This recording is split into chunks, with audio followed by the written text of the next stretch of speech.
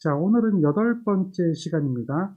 우리가 지난 시간에 배웠던 걸 기억하죠? 지난 시간에 배웠던 거가 L과 C가 있는데 L의 단위는 헨리고 C의 단위는 파라드다라고 하는 거죠. 그것을 오음으로 바꿔주는 것이 리액턴스다라고 하는 거죠. 그래서 리액턴스는 코일의 리액턴스가 있고 콘덴서의 리액턴스가 있다라고 했어요. 그래서 이러한 코일의 리액턴스는 플러스 J가 붙고 그 다음에 콘덴서의 리액턴스는 마이너스 J가 붙는다라고 하죠. 그래서 여러분들이 지난 시간에 배웠던 것은 R과 L과 C가 직렬로 연결된 형태에서의 회로 해석하는 방법을 이야기했을 겁니다. 잠깐 언급해드리면 이런 부분이 되겠죠. 지금 예제를 보면 예제는 우리 어디에 나온 예제죠? 바로 요 52페이지 하단에 나온 예제가 되겠죠. 여기 보면은 0.1헨리의 코일의 리액턴스가 377옴일 때 주파수는 얼마냐 이렇게 묻고 있는 거잖아요. 그래서 코일의 리액턴스에 대한 개념을 이해하고 있느냐라고 묻는 그런 문제가 아닙니까? 요거 보이죠? 따라서 코일의 리액턴스는 어떻게 구합니까? 이것은 XL이라고 보통 이야기를 하죠. XL, X를 대문자로 쓰는 것이 맞죠? 그래서 이렇게 얘기하는데 얘는 어떻게 계산해요? 2πfL이다라고 하는 거죠. 이렇게 되는 게 XL이다. 그래서 L이 지금 얼마가 주어진 거죠? 0.1헨리가 주어져 있을 때 XL의 값이 얼마입니까? 얘가 377이다라고 하는 그 값으로 주어졌죠. 이렇게 주어졌을 때에 무엇을 구하라? 주파수를 구하라 그러죠. 그러면 지금 여기서 보면 2파이는 무슨 값인지 알 거예요. 그 다음에 L도 무슨 값인지 알죠. 그 다음에 요 값도 알죠. 그렇다면 주파수 구하는 것은 2파이 L을 이항해서 나누기 하면 되겠죠. 그런 형태가 되어지는 걸 우리는 알 수가 있거든요. 따라서 그 식이 이제 이렇게 되어지는 겁니다. 이렇게 되어지는 것을 이해를 해야 되는 거예요. 그래서 주파수가 얼마가 나온다? 그렇죠. 그 값을 600Hz를 찾아내는 뭐 이런 것 정도는 여러분들이 할 수가 있어야 돼요. 자, 그 다음에 예제 하나 더 잠깐 한번 보고 갈게요. 지금 4헨리라고 하는 이러한 부분이 보입니까? 이런 4헨리가 있고 거기에 이러한 전압이 있죠. 이러한 전압이 주어졌어요. 이 전압이 지금 얘가 최대값인지 시료값인지 우리는 지금 현재는 알 수가 없죠. 일단은 계산을 해봐야 되죠. 그렇게 해서 이렇게 주어졌는데 흐르는 전류에 대한 순시값이 얼마냐 이렇게 물어보고 있어요. 그러면 우리는 이걸 가지고 순시값을 구하려고 한다면 이 L에 대한 오음의 값을 계산해야 되겠죠. 이 L에 대한 오음의 값은 어떻게 계산합니까? 이것은 XL이라고 하는 걸로 계산을 해줘야 되겠죠. XL. XL 우리 어떻게 계산하는 거 아나요? 그렇죠. 2파이 FL 하는 거잖아요. 그래서 이렇게 되면 XL이라고 하는 것은 얘는 어떻게 된다? 2파이 FL이다 라고 하는 그 값으로 구하는 거잖아요. 그런데 2파이 F가 지금 얼마입니까? 여기에서 이렇게 주어지는 2파이 F가 지금 현재 100으로 주어졌죠. 그게 오메가 아닙니까? 따라서 이 값이 어떻게 돼요? 100이 된단 말이죠. 거기에 L이 얼마예요? 4가 되잖아요. 그래서 얘가 400이 나옵니다. 이 405옴이라고 하는 것이 나온다면 얘는 어떻게 된다는 얘기죠? 제2의 405옴이다 라고 하는 이렇게 값이 표현되는 것을 우리는 알 수가 있습니다. 이 값이 이렇게 표현이 된다. 그렇죠? 그러면 전압이 이렇게 주어져 있어요. 이렇게 전압이 주어져 있으면 이 전압을 자 요걸로 나눠주는 거죠. 그래서 식을 변형을 시켜볼 수가 있습니다. 이 식을 변형을 시켜보면 이제 이렇게 되는 거예요. 전류를 구하라 그러면 이렇게 제2의 400분의 그 다음에 8의 각도의 50이다라고 하는 이런 값으로 변형을 시킬 수가 있겠죠. 이게 오음의 법칙이잖아요. 오음의 법칙에 의해 가지고 이렇게 계산을 할 수가 있는 거예요. 그러면 이제 과거에는 얘를 어떻게 했느냐 하면 이렇게 해가지고 제2의 400이라고 하는 것은 400에 J니까 90도가 되거든요. 그 다음에 8의 각도가 50도가 되니까 400분의 8 이걸 별도로 계산하고요. 400분의 8을 별도로 계산하고 그 다음에 각도가 얼마가 돼요? 50에서 90을 빼주니까 얘가 어떻게 되죠? 마이너스 40도가 된다라고 하는 이러한 값으로 계산했죠. 그렇죠? 뭐 그런 형태가 됩니다. 아, 이게 이제 잘못 봤네요. 여기가 마이너스 50이었네요. 마이너스 50이었죠. 그러면 여기가 50이 아니라 마이너스 50이 돼야 되겠죠. 그리고 다시 정정을 하면 이게 마이너스 50이었네요. 그러면 이때는 어떻게 됩니까? 여기가 자, 여기가 마이너스 50이 되고 마이너스 50이 되면 마이너스 50에서 마이너스 90을 빼주잖아요. 마이너스 50에서 마이너스 90을 빼주면 마이너스 140이 되겠죠. 뭐 이런 형태로 간다는 이야기죠. 그래서 이걸 가지고 답을 찾았어요. 이걸 가지고 답을 찾는 게 이제 여러분들이 공부했던 일반적인 방법이잖아요. 그런데 우리 이제 이 부분을 계산기를 그대로 똑같이 누르는 걸 연습을 하는 거예요. 다른 게 없어요. 이것을 그대로 계산기로 누르는 연습. 그러면 답이 바로 나온다는 거죠. 한번 볼까요? 계산기 누르는 거 여러분들 잘 알잖아요. 그렇죠? 그래서 계산기를 눌러보는 겁니다. 여기다가. 그러면 분수 누르고 자, 이렇게 되는 거예요. 계산이 된다는 걸 보여주는 겁니다. 전압이 80에다가 각도가 어떻게 됐어요? 마이너스 50이었나요? 그러면 이렇게 해서 입력하죠. 그 다음에 400이었잖아요. 400이고 J잖아요. 근데 이거는 그냥 우리가 각도 바꿀 필요 없이 그냥 이렇게 똑같이 입력하는 거야. 똑같이 입력을 하면 그러면 뭐죠? 지금 여기에 보면 나오는 값이 잠깐 보세요. 어떤 값으로 나왔어요? 여기는 숫자죠. 여기도 숫자죠. 그리고 허수 단위가 붙죠. 이러한 형태로 나오잖아요. 이게 물론 이제 바로 각도로 나올 수도 있는 거예요. 자, 이때에 계산기 모드는 항상 디그리 모드가 돼야 된다 그랬죠. 그래서 컴플렉스를 이용하라 그랬어요. 얘를 이용하면 극좌표로 바꿀 수가 있거든요. 그래서 Shift 2번을 눌러서 크기하고 각도로 표현하는 겁니다. 자, 이 계산기는 항상 이걸 눌러줘야 되니까요. 다시 할게요. 이렇게 하면 바로 얼마가 나옵니까? 이 값이 바로 이러한 값으로 변화되어져 나오는 걸 확인할 수가 있겠죠. 이렇게 되는 거 우리는 알 수가 있어요. 맞습니까? 그래서 0.2에 f-140이다라고 하는 그런 값으로 만들어지는 걸 확인을 할 수가 있습니다. 그래서 요게 마이너스 140이니까 자, 요거는 당연히 뭐예요? 요 앞에 것은 사인 앞에 있는 값이 되겠고 요거는 초기 위상이 되겠죠. 그러니까 그 값을 그대로 찾아보면 어느 것이 나오겠어요? 0.02에다가 0.02에다 마이너스 140에 사인이 되어진다라고 하면 이 값이 그 값이 될 수 있지 않을까요? 한번 보세요. 요거가 어느 거예요? 요거죠? 그 다음에 요거가 요거죠? 그리고 우리가 정연파 얘기할 때 항상 뭐였어요? 사인으로 얘기했죠. 그렇죠? 이렇게 사인으로 이야기하죠. 그렇게 해서 표현을 할 수가 있단 말이에요. 그러니까 여러분들은 계산기를 활용하면 여기서 바로 다이렉트로 이렇게 계산이 되는 거죠. 그런 것을 이제 이야기하는 거예요. 지금은 이거는 L만의 회로에 대해서 이야기를 했단 말이에요. 그런데 이것이 우리가 직렬로 연결된 회로에서도 임피던스라는 개념을 적용해서 계산을 해봤거든요. 직렬로 연결된 회로에서. 이렇게 직렬로 연결됐다면 전체적으로 임피던스에 대해서 뭐 그런 것들을 가지고 이야기를 해봤어요. 그런데요, 얘가 이제 직렬뿐만 아니라 병렬로 연결돼도 그런 것들을 충분히 계산을 할 수가 있다는 거죠.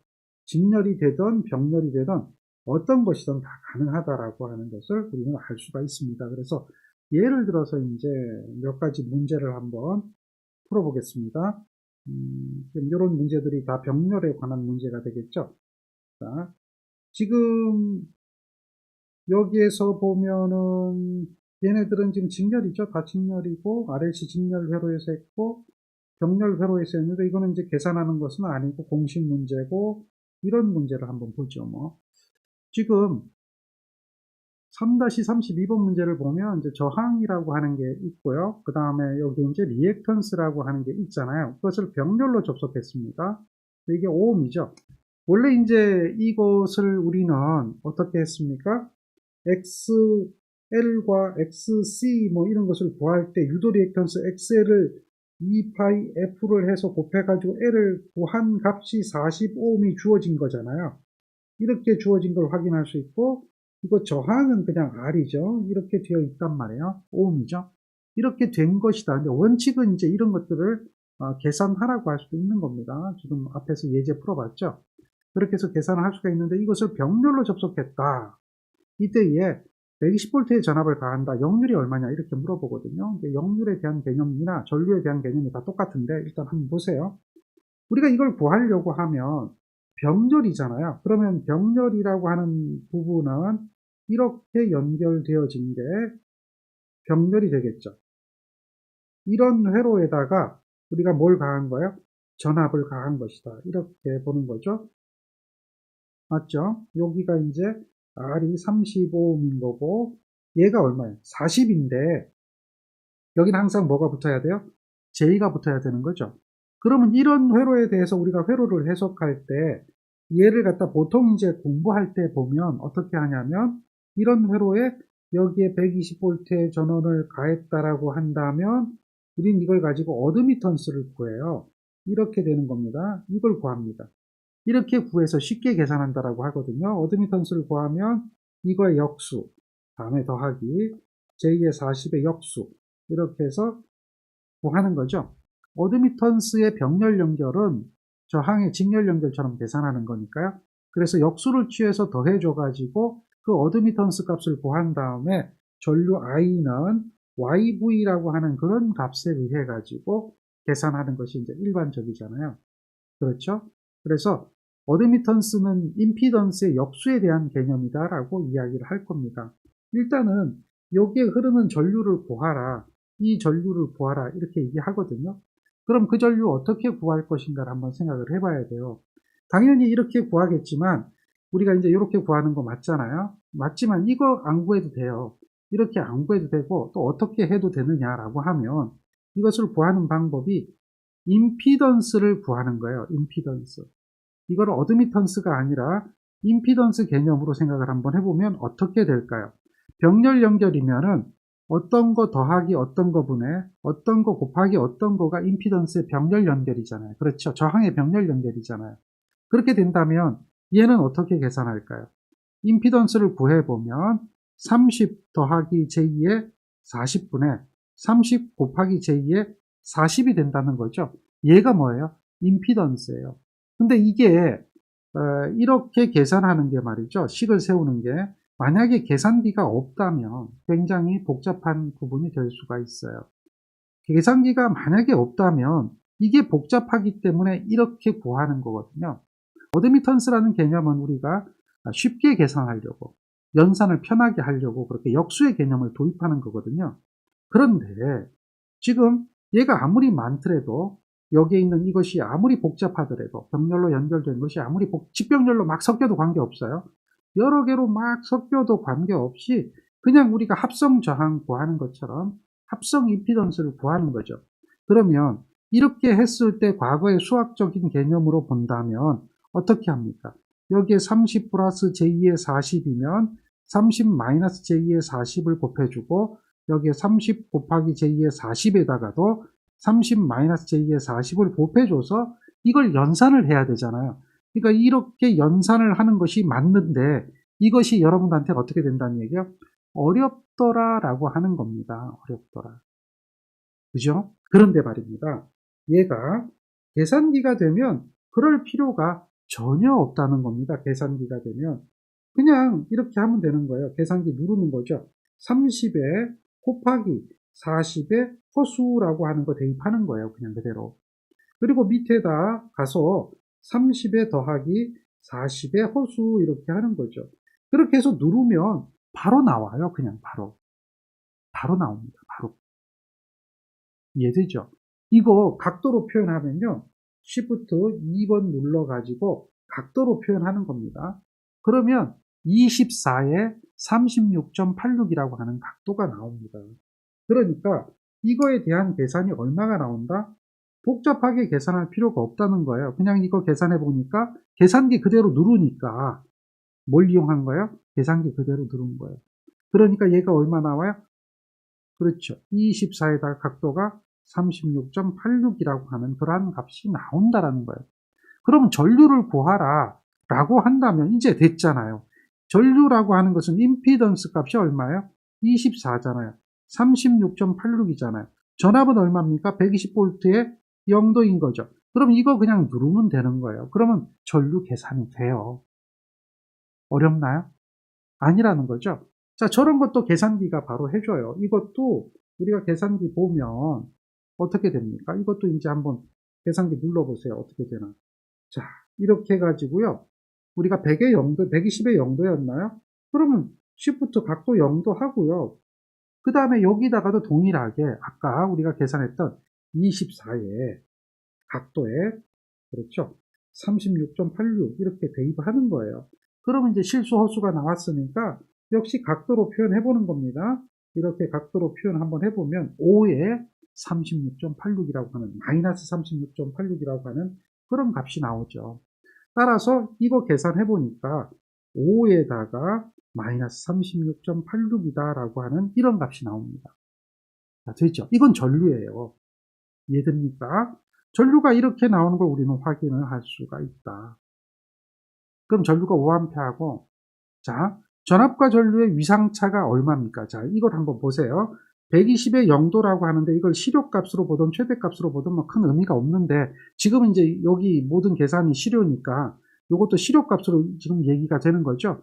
그러니까 시료값이니까 순식값으로 표현해 보면 120의 루트 2에 사인의 오메가 t의 0도죠. 이러한 전압을 가했어요.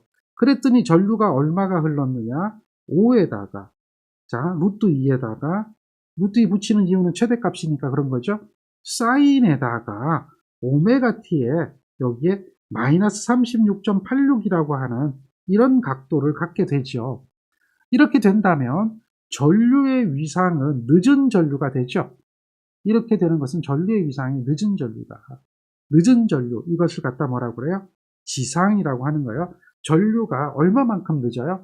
36.86만큼 늦다라고 하는 거예요. 그러면 여기서 이것이 바로 뭡니까? 전압과 전류의 요 차이가 전압과 전류에 대한 위상차가 되겠죠. 자, 직렬회로든 병렬회로든 똑같아요. 직렬회로로 해도 마찬가지고 병렬회로로 해도 마찬가지요. 단 임피던스를 구하는 게 간단하게 구하느냐. 만약에 얘가 직렬이라고 한다면 어떻게 되겠어요? 직렬이라고 한다면 얘의 임피던스 Z는 만약입니다. 이걸로 끝이겠죠. 간단하겠죠. 만약에 직렬이라고 한다면. 병렬이니까 뭔가 좀 더해주고 곱해주고 해서 복잡해지는 것 뿐이죠. 그렇지만 계산해 놓고 보면 얘는 얼마입니까? 얘는 50이 되고요. 각도가 역시 마찬가지 얼마입니까? 36.86인가요? 이렇게 나온단 말이에요. 36.86 이렇게 나오죠. 각도가. 맞습니까? 자, 이거 좀 지울게요. 이렇게 나오잖아요. 이거를 구한 거나 이렇게 구한 거랑 어쨌든 뭐예요? 임피던스 구한 거 요거죠. 임피던스 구한 거. 그거는 뭐 그놈이 그놈 아닐까요? 요렇게 그놈이 그놈 아닐까요? 단지 이제 숫자가 좀 달라지는 것 뿐이죠. 이거하고 이거하고.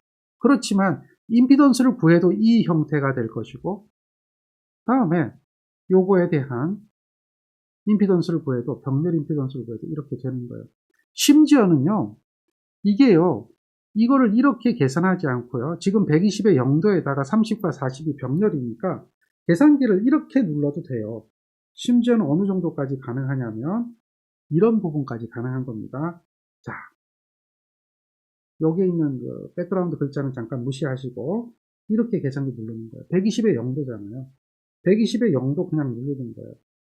그 다음에 밑으로 내려가 가지고요. 병렬이잖아요. 임피던스 그냥 넣는 겁니다. 30에다가 곱하기 40의 허수 그냥 하는 거예요. 그 밑으로 내려가서요. 30에 더하기 40의 허수 하는 거예요. 이게 이제 우리가 병렬로 된 식이잖아요. 그렇죠. 그러면 얘가 얼마가 나옵니까? 4-3i가 나오죠. 4-3i예요. 그러니까 이거 이제 우리가 역시 마찬가지로 바꿔보는 거죠. 5에 그냥 36.86 마이너스 이렇게 나오잖아요. 바로 나오잖아요. 그러니까 계산기에다 그냥 입력만 하면 되는 거예요. 그 식에다가 계산기를 그냥 입력하면 바로 이런 것이 나오는 것을 확인할 수가 있다는 거죠. 맞죠? 예, 예, 그렇게 하는 거예요. 그러면 훨씬 더 쉽게 들어갈 수가 있다라고 하는 겁니다. 훨씬 더 쉽게 답을 찾아낼 수가 있다. 자, 일단은요, 이렇게 나왔어요. 그러면 전압과 전류에 대한 위상차가 나왔는데요. 이 전압과 전류의 위상차, 이걸 갖다 우리는 뭐라고 얘기하냐면, 전압과 전류의 위상차에 대한 이 각을 임피던스 각이라고 그래요. 그러니까 임피던스를 구해보니까 크기가 나오고 각도가 나오잖아요. 이해됩니까? 직렬 연결도 마찬가지예요. 임피던스를 구해보니까 크기가 나오고 각도가 나오는 거예요. 요거 잘 기억해요.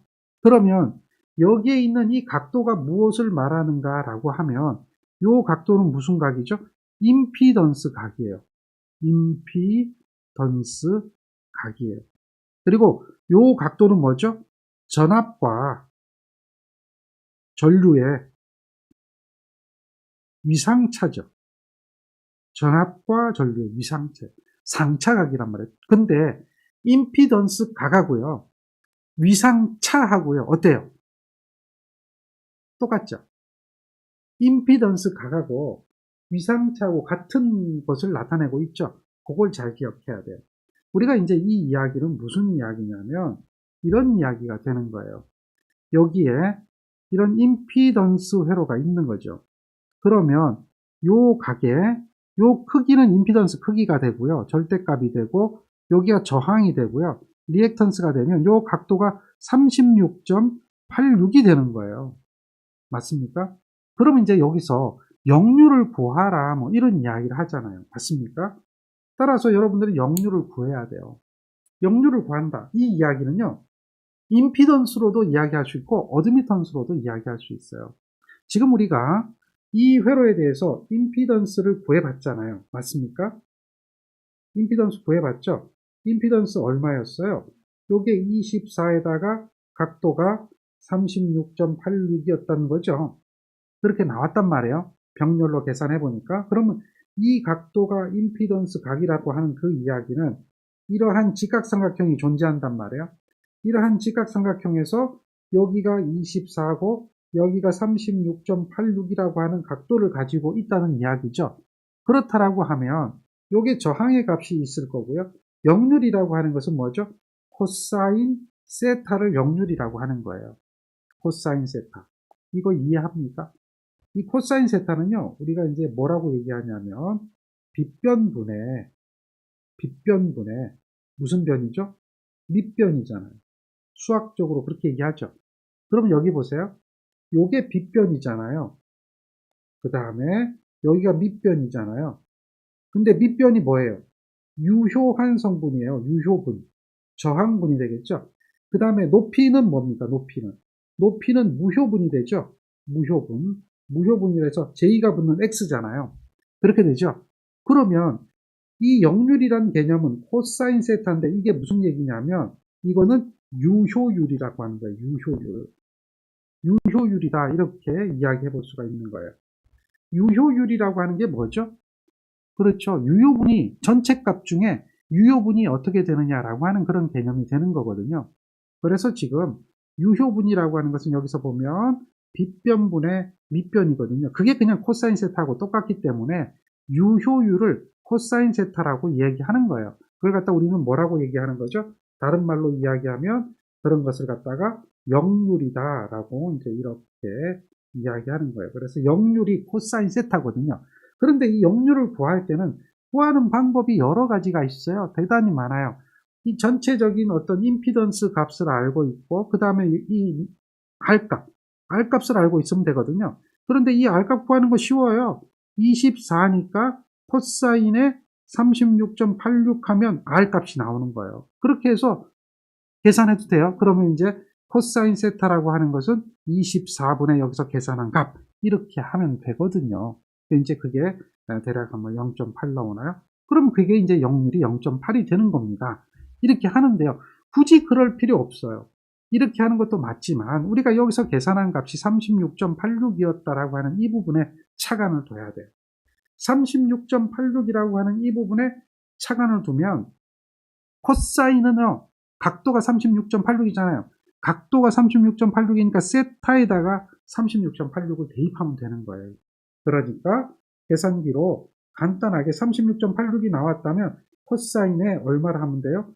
36.86 하면 되는 거죠. 그러면 그냥 0.8이 되는 거예요. 무슨 양인지 알겠죠? 0.8 나오잖아요. 바로 나오잖아요. 이렇게. 이게 되나요? 그렇죠. 되는 거예요. 그러니까 간단해진다는 거죠. 간단해진다는 거예요. 자, 그래서 이러한 관계를 쉽게 찾아낼 수가 있는 겁니다. 물론 또 여기서 이제 여러 가지 이야기를 하게 될 텐데요. 여러 가지 이야기가 이 안에 다 들어있어요. 이거는 뭐 간단한 것 같지만 여러 가지가 들어있어요. 임피던스의 개념이 아니라 이제 어드미턴스의 개념을 적용하는 거죠. 어드미턴스에 대한 병렬 연결은 저항의 직렬 연결처럼 더하는 거 알잖아요. 그렇죠? 그거 기억합니까? 그래서 이거잖아요. 여러분들이 이제 저항이 직렬 연결된다면 합성 저항은 쉽게 구할 수 있잖아요. 그런데 컨덕턴스가 G1과 G2예요.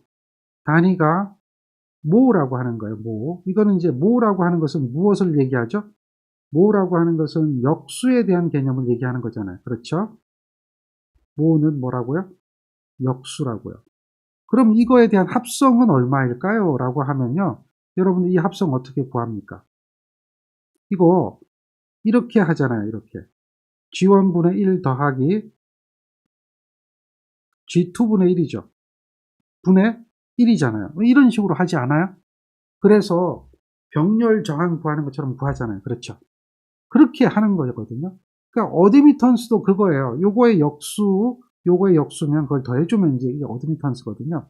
그래서 요거를 갖다 우리는 저항의 역수니까 G라고 해서 컨덕턴스라고 하고, 다음에 리액턴스의 역수를 B라고 해서 서셉턴스라고 하죠. 서셉턴스라고 하는 그런 내용도 여기 다 들어있어요. 그런데 어쨌든 간에 역류를 구하라라고 하면 이거를 계산기 한번 그대로 눌러보세요. 그러면 어드미턴스도 어드미턴스 각이 나와요. 이걸 잘 봐야 돼요. 자, 계산기를 가지고 계속 증명을 해드립니다. 어떻게 하냐면 분수해서 30분의 1을 하는 거예요. 그대로. 이렇게 그대로. 그 다음에 더하기. 계산기가 다 돼요. 요즘 이거 안 되는 계산기 없어요. 40분의 1이잖아요. 40분의 1. 그렇죠? 그래서 이 40분의 1인데 여기는 허수가 붙어 있거든요. 이렇게 된 거예요. 그럼 이거는 자, 그 크기를 한번 구해보면요. 이렇게 크기가 구해지나요? 자, 구해보니까 24분의 1에 36.86 이렇게 나오죠. 역시 마이너스 나옵니다. 자, 이거 잘 봐요. 아까 우리가 임피던스 구한 거하고 어때요? 완전히 역관계죠. 임피던스는 24가 나왔는데 역수가 되니까 24분의 1이 되잖아요.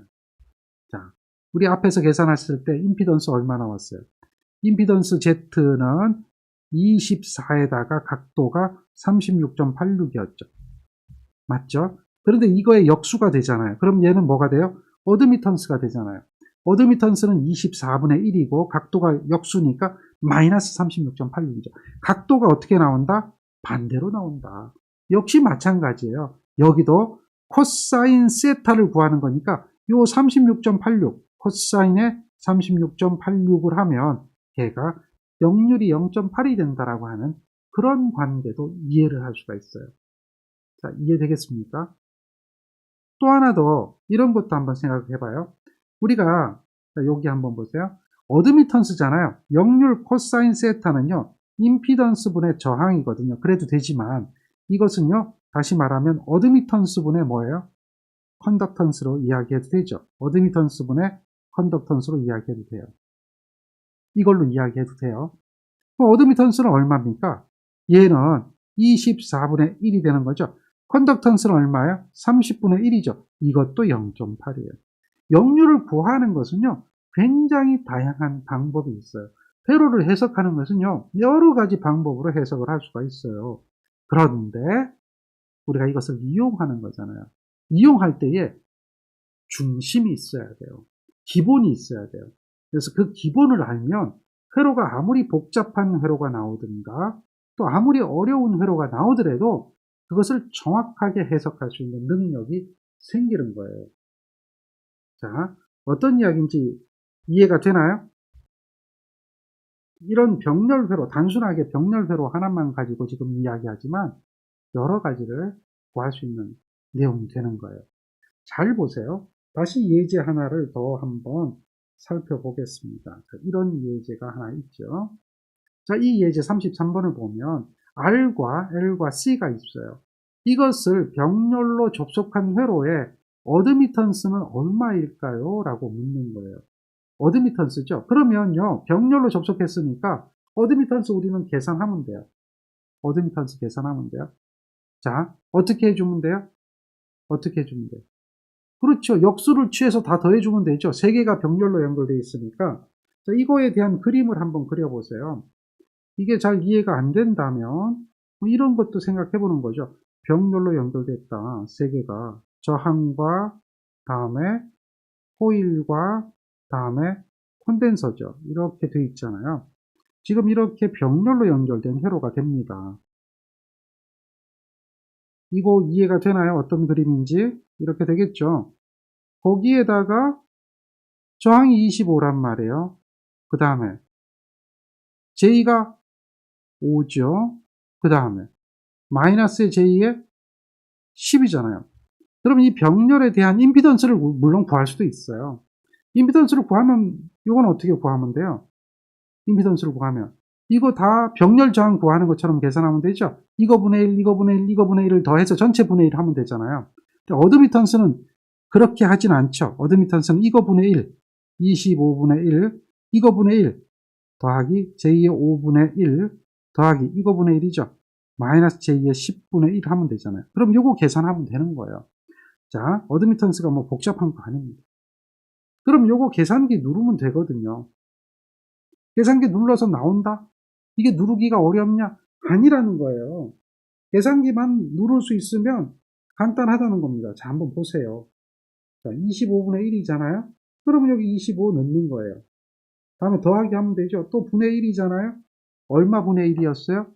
얘가 앞에서 보면 우리가 이제 얼마 분의 1인지 알죠? 얘가 5분의 1인가요? 5분의 1이죠? 그 다음에 10분의 1이고요. 그러니까 여기 5분의 1이에요. 5의 허수. i. 자, 5에다가 입력이 안 됐네요. 여기에 5의 허수 i. 이렇게 하면 되겠죠? 그 다음에 10분의 1이잖아요? 그러면 분수 넣고요. 복잡하진 않아요. 그냥 계산기 누르면 돼요. 10인데 얘는 어떻게 돼요? 마이너스였죠?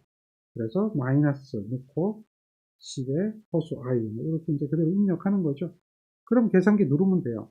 계산기가 만약에 지금처럼 이렇게 분수 형태로 나온다면요. 여기에 있는 이 버튼을 누르면 돼요. 이 버튼. 이 버튼 보입니까? SD라고 하는 버튼이죠. 그 버튼을 눌러주면 돼요. 이 SD 버튼을 눌러주면 얘가 분수가 숫자로 바뀌어요. 이 SD 버튼 한번 눌러보죠. 이렇게.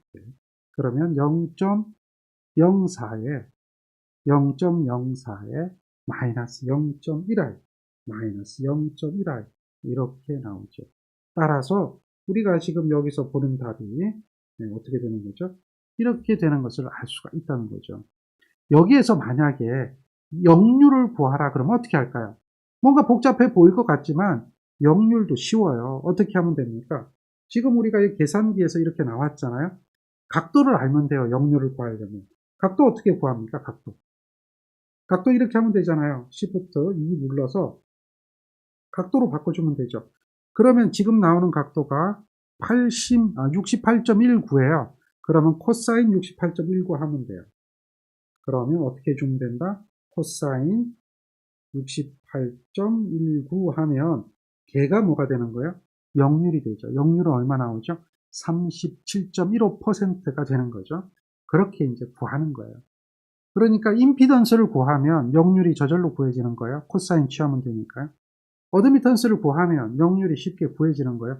물론 역률뿐만 아니라 무효율이라고 하는 거 구할 수도 있죠. 무효율은 어떻게 계산합니까? 무효율은 사인 세타죠. 무효율 하면 얘는 사인 세타죠. 맞습니까? 사인 세타는요. 얘는 임피던스 분의 x가 되고요. 어드미턴스 분의 b가 되는 거죠. 그런데 역시 세타 값만 대입하면 돼요. 세타 값만. 세타가 사인에 얼마입니까? 여기서 68.19잖아요. 68.19 하면 걔가 사인 세타예요. 그러니까 사인에 얼마? 68.19 이렇게 하면 얘가 뭐가 되는 거죠? 사인 세타가 됩니다. 얼마가 나와요? 0.92가 나와요. 0.92. 자, 코사인 세타는 얼마 나왔어요? 0.37이 나왔죠. 그럼 이렇게 돼보세요. 0.37의 제곱 더하기 0.92의 제곱을 하면 항상 얼마죠? 1입니다. 이건 이제 기본적인 거예요. 항상 1입니다. 이런 것들도 여러분들 알 수가 있어요. 한번 해보세요. 0.37의 제곱 더하기 0.92의 제곱 이렇게 하면 거의 1 나와요. 이게 이제 소수점이 이렇게 나온 것은 이제 앞에서 버렸기 때문에 그런데 이 얘기는 무슨 얘기냐면 사인의 제곱의 세타 더하기 코사인의 제곱의 세타는 1이라고 하는 삼각함수 공식이 있죠. 그 공식을 그대로 따라요. 이건 이제 피타고라스 정리하고 같은 의미가 됩니다. 그래서 이렇게 나오는 것을 확인할 수가 있죠. 이런 기본적인 개념들이 이 안에는 하나씩 하나씩 다 들어있다라고 하는 겁니다. 하나씩 하나씩 여기에 다 들어있다. 무슨 이야기인지 이해가 되죠? 네, 좋습니다. 자, 이렇게 여러분들이 이제 병렬 회로에 대해서 우린 전체적으로 임피던스라고 하는 걸 구할 수도 있고 또 어드미턴스라고 하는 것을 구할 수도 있는 거예요. 그리고 그걸 가지고 임피던스를 구하든 어드미턴스를 구하든 전류를 계산할 수가 있는 거예요. 전류를 구한다라고 하면 원래 임피던스로 하면 어떻게 됩니까? 임피던스가 주어져 있을 때 임피던스가 주어진다면 전류는 이렇게 해서 계산이 되겠죠. 그렇지만 임피던스의 역수의 V라고 하는 거니까 그걸 어드미턴스라고 놓으면 이렇게 전류가 계산이 되는 것도 확인이 된다는 거죠. 그러니까 이러한 관계를 여러분들은 너무나 잘 알고 있다는 거죠. 맞습니까? 이런 거 처음 보는 건 아니죠. 얘는 잘 알고 있는 그런 거죠. 요거 잘 기억해야 돼요. 그리고 여기서 또 우리가 이런 그 지금 삼각형으로 잠깐 언급을 해드렸습니다만은 여기서 얘기하는 이 삼각형, 요거 임피던스 삼각형, 이런 의미들, 요것들을 잘 기억해야 돼요. 이게 이제 피타고라스 정리를 이용하게 되면 여러분들 다 알 수가 있는 이야기들이 될 겁니다. 이런 부분들 기억할 거예요. 그 다음에 삼각함수도 다 이걸로 가는 거잖아요. 사인 세타, 코사인 세타 뭐 이런 얘기 여기서 다 나오잖아요. 그런 부분들이 여기서 들어가는 것들이거든요. 그래서 전기는 바로 이 삼각형이 거의 기본이 된다라고 하는 거예요. 유효분과 무효분을 가지고 있거든요. 항상 기억하세요. 교류전기는 이런 유효분을 가지고 있습니다. 이런 무효분을 가지고 있어요. 그 다음에 여기 있는 이 값을 전체 값이라고 하거든요. 그래서 전체 값도 가지고 있습니다. 이걸 갖다 우리 이제 나중에 뭐라고 얘기하냐면 피상이라고 얘기하는 거죠. 껍데기라고 하는 겁니다. 겉보기, 껍데기, 피상 뭐 이렇게 얘기하는데 그런 부분을 가지고 있죠. 그래서 유효분과 무효분, 그 다음에 직각삼각형에 대한 특징 그대로 다 따르고 있다. 삼각함수를 그대로 다 따르고 있다. 이렇게 기억을 하고 공부를 하셔야 돼요. 그래서 이 부분이 해야 될 것들이 굉장히 많습니다. 자, 간단하게 이제 우리는 이런 병렬 회로에 대해서 전류를 구하고 또 역류를 구하고 하는 것들을 살펴봤습니다. 그럼 이제 직렬과 병렬로 연결이 되게 되고 그랬을 때 이제 그 허수부에 대해서 뭐 이게 허수부가 예를 들면 임피던스를 구했는데 저항만 존재하는 회로가 있다든지 또 어드미턴스를 구했는데 컨덕턴스만 존재하는 회로가 있다든지 했을 때 그때 회로를 또 우리는 특별하게 공진이라고 하는 뭐 그런 부분도 이야기가 되죠. 그런 것들을 여러분들이 하나씩 하나씩 전부 다 해석을 할 수 있는 능력을 키우는 것이 바람직한 공부가 된다라고 하는 겁니다. 무슨 이야기인지 알겠죠? 어떤 내용인지 이해가 되죠? 예, 이게 굉장히 중요한 거예요. 이런 것들을 알고 갈 때 공부가 되는 겁니다. 이걸 모르면 앞으로 뒤로 가면 갈수록 점점점 어려워져요. 그리고 이러한 회로 하나에서 여기서 뭘 구하는 거죠? 예를 들면 전력도 구할 수 있는 거예요. 여기서 전력도 구할 수 있는 거예요. 전력은 이런 경우는 몇 가지 전력이 존재해요? 이런 경우는 저항에서 나타나는 전력, 다음 코일에서 나타나는 전력이 있잖아요. 그 다음에 이 전체로 보는 전력 있죠. 저항에서 나타나는 전력을 유효 전력이라고 부르는 거예요. 그 다음에 코일에서 나타나는 전력을 무효 전력이라고 하는 거고요. 그럼 이 전체 전력을 갖다 뭐라고 하는 거죠? 피상 전력이라고 하잖아요. 그래서 유효 전력에 대한 단위를 와트라고 하는 거고요. 무효 전력의 단위는 바라고 하는 거고 피상 전력의 단위는 뭐죠? 볼트 암페라고 하는 거잖아요. 그것을 여러분들이 각각 다 구할 수가 있어야 돼요. 지금 우리가 이제 전류를 구했잖아요. 여기에 흐르는 전류를 구해보니까 얼마가 나왔습니까? 조금 전에 우리가 계산했던 거 한번 생각해 보세요. 그러면 전류가 I가 나오고 각도가 얼마가 나왔죠? 이 I가 마이너스 36.86이라고 하는 그런 것이 나왔다면 이 I는 여기서 다시 나눠지겠죠? 이렇게 가고 이렇게 간단 말이에요. 그럼 이 나눠지는 전류를 구하라. 그럼 여러분들 어떻게 구할 거예요? 이것도 그냥 구하는 거예요. 똑같아요.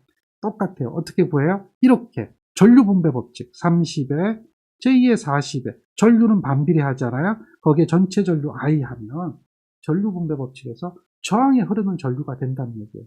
그래서 그것에 뭐예요?